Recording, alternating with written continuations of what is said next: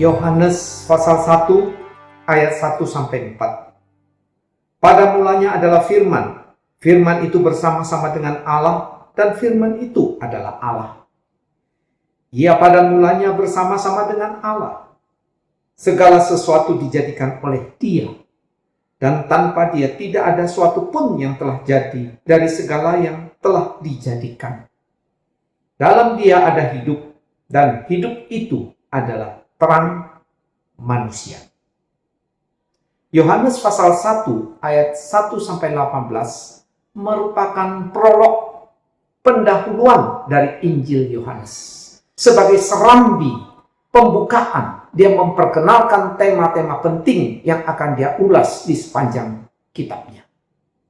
Berbeda dengan 3 Injil sinoptik yang mengisahkan langsung tentang kelahiran Tuhan Yesus ke dalam dunia.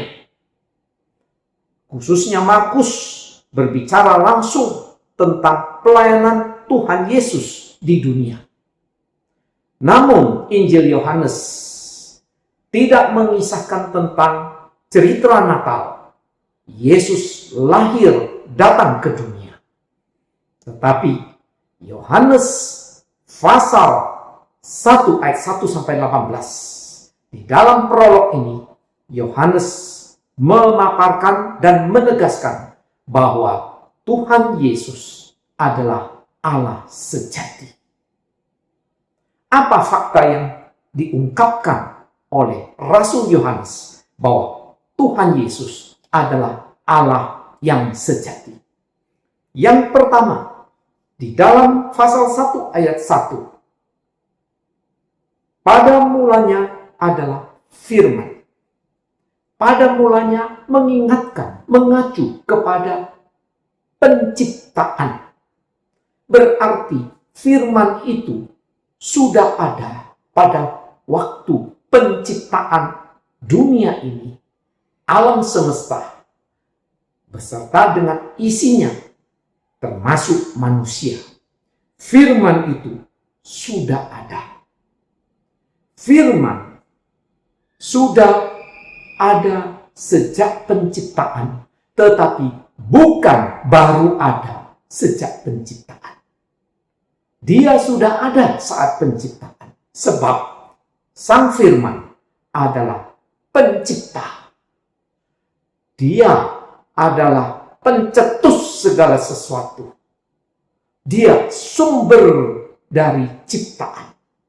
Dengan demikian, ayat 1 menunjukkan bahwa Yesus, Sang Firman, adalah kekal. Ini fakta pertama. Tuhan Yesus adalah firman. Dikatakan firman itu bersama-sama dengan Allah. Maksudnya apa?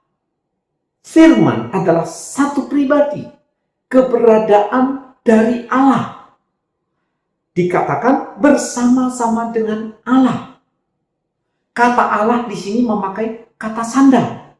Berarti menunjuk Allah sebagai satu pribadi. Ada pribadi firman.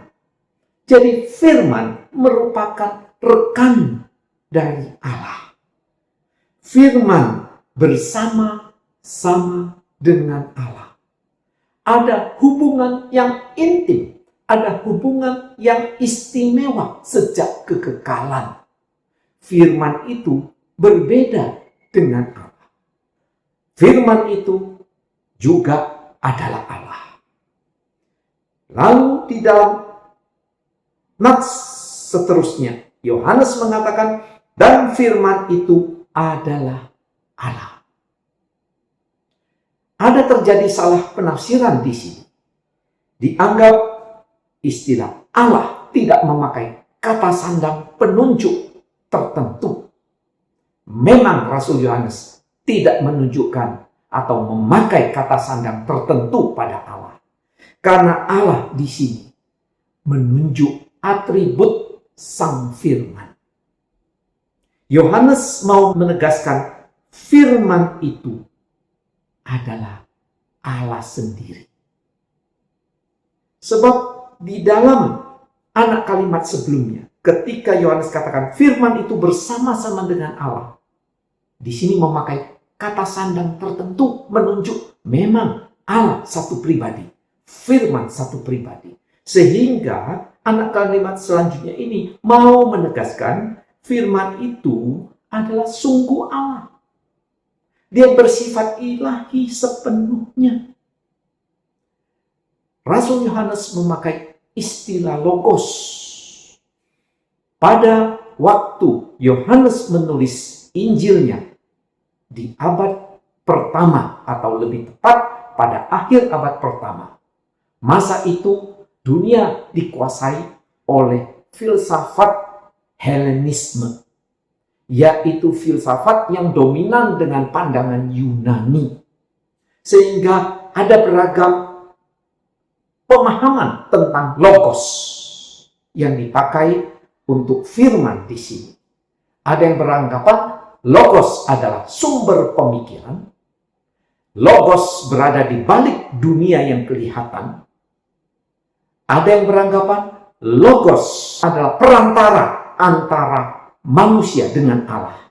Sebab dianggap manusia sebagai bagian dari dunia. Manusia adalah keberadaan yang bersifat material, bersifat dosa. Sedangkan hal rohani, jiwa, surga, Allah adalah keberadaan yang tidak tampak. Yang rohani tidak mungkin berjumpa dengan yang jasmani. Sebab itu perlu pengantara. Diistilahkan sebagai logos di dalam filsafat Helenisme pada waktu itu. Tetapi menjadi pertanyaan, siapakah logos itu? Apa arti logos? Semuanya serba abstrak, kabur, tidak jelas, bukan sesuatu pribadi. Karena itu Rasul Yohanes meminjam istilah yang dikenal luas, tapi dia memperkenalkan logos adalah firman. Firman yang dimaksud Rasul Yohanes mengacu pada kitab Perjanjian Lama, bahwa firman Allah itu merupakan kuasa kreatif dari Allah. Firman itu bersama dengan Allah saat penciptaan. Firman itu bersama dengan Allah pada waktu Allah mewahyukan dirinya. Firman itu bersama dengan Allah pada waktu Allah berfirman, menyatakan penghukuman kepada manusia, menyatakan berita keselamatan kepada manusia. Firman itu bersama dengan Allah. Dan di dalam kalimat yang sudah diulas tadi, firman itu adalah pribadi Allah. Dengan tepat adalah pribadi kedua di dalam Allah Tritunggal. Jadi Tuhan Yesus adalah Allah sejati. Kedua, karena dia sungguh Allah. Dia bersama-sama dengan Allah Bapa sejak kekekalan. Yang ketiga, kita melihat Yesus Kristus adalah Tuhan Allah yang sejati, sebab dia adalah Sang Pencipta. Ayat 3 mengatakan, segala sesuatu dijadikan oleh dia. Ini merupakan bentuk atau pengungkapan positif. Segala sesuatu, dunia yang tidak kelihatan, dunia malaikat, maupun dunia yang kelihatan, alam semesta beserta isinya dan manusia, semuanya diciptakan oleh Yesus Kristus. Yesus Kristus sebagai agen pelaksana penciptaan. Lalu dikatakan, dan tanpa dia tidak ada sesuatu pun yang telah jadi dari segala yang telah dijadikan. Rasul Yohanes memakai bentuk negatif.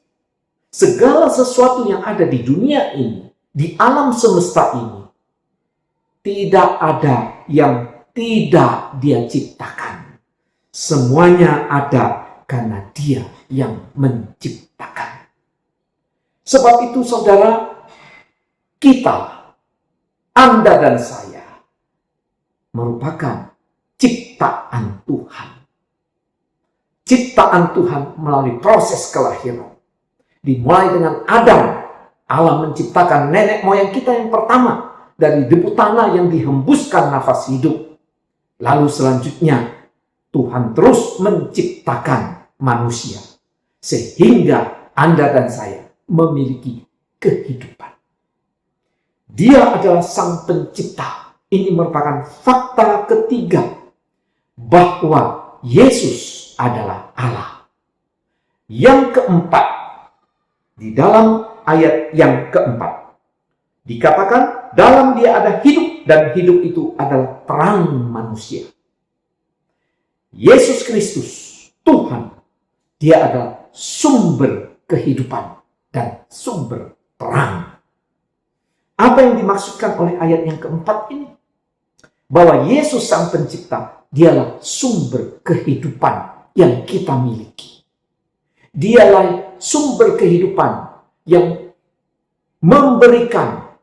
Dia sumber kehidupan yang menyalurkan sehingga tanaman, hewan memiliki kehidupan. Tetapi yang istimewa, bahwa Tuhan Yesus sumber kehidupan.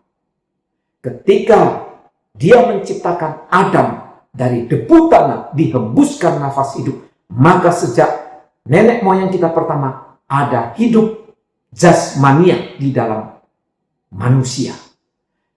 Berelasi antara bagian roh dengan bagian materi tubuh jasmani. Namun hidup bios ini, hidup jasmani ini, akhirnya rusak dan terbatasi karena dosa. Maka hidup jasmani ini ada limitnya, ada batasnya, yaitu kematian. Yesus Kristus adalah sumber hidup, dalam Dia ada hidup.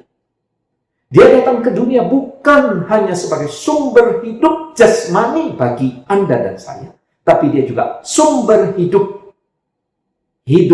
kekal. Dia datang ke dunia untuk memberikan hidup kekal. Apa yang dimaksud dengan hidup kekal? Hidup kekal artinya adalah hidup yang seperti dimiliki oleh Allah. Hidup yang kualitasnya dari Allah. Hidup yang berelasi dengan Allah.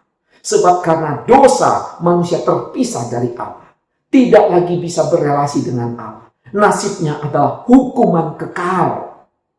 Sebab itu Tuhan Yesus datang ke dunia. Dia sumber hidup kekal. Untuk mengajak Anda dan saya kembali kepada Tuhan. Memiliki hidup kekal. Berkualitas dari hidup Allah. Memiliki relasi dengan Allah. Sehingga hidup kita bisa bersifat kekal selama-lamanya. Sebab itu, saudara sekalian, menjadi refleksi bagi kita. Apakah Anda sudah berjumpa dengan Yesus Kristus, Allah sejati? Pada masa kini, di beragam media sosial ditawarkan berbagai konsep tentang apakah manusia bisa menemukan Allah yang sejati? Dengan usahanya, tentu hal itu mustahil. Allah lah yang harus memperkenalkan diri kepada manusia. Maka kita baru bisa mengetahui dengan tepat, dengan benar Allah yang sejati. Yesus Kristus adalah Allah yang sejati. Dia kekal, Dia adalah Allah sendiri karena Dia memiliki sifat Allah bersama-sama dengan Bapa sejak kekekalan dan tentunya bersama dengan Allah Roh Kudus. Dia adalah Allah sesungguhnya. Yang ketiga, Yesus Kristus adalah Sang Pencipta dan Tuhan Yesus adalah sumber kehidupan.